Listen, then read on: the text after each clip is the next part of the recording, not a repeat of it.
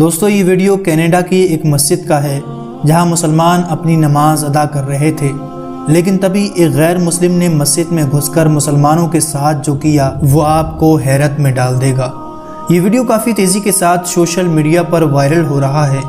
Video میں لوگ امام صاحب کے پیچھے نماز ادا کر رہے تھے کہ تبھی اچانک ایک شخص مسجد کے دروازے سے اندر آتا ہے جس کے ہاتھ میں ایک زہریلا اسپرے تھا۔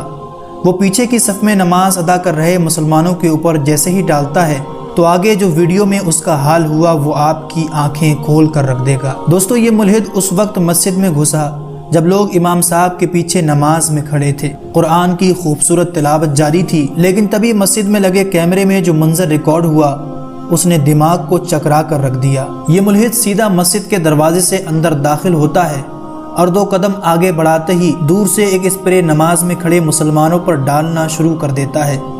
اسپرے سے ہرے رنگ کی گیس باہر نکل رہی تھی، مانو جیسے کوئی زہریلی چیز ہو۔ یہ پورا اسپرے کا کیمیکل مسلمانوں پر ڈال دیتا ہے، لیکن قربان جائیے کہ کسی نے بھی اپنی نماز نہیں توڑی۔ لیکن جیسے ہی یہ ملحد دوسرا اسپرے ڈالنے کو ہوتا ہے تو آگے صف میں لگے کچھ نمازی اسے یہ کرتا ہوا دیکھ لیتے ہیں۔ ایک مسلمان فوراً اسے روکنے کے لیے آگے بڑھتا ہے، لیکن وہ اس پہ بھی اسپرے سے حملہ کر دیتا ہے۔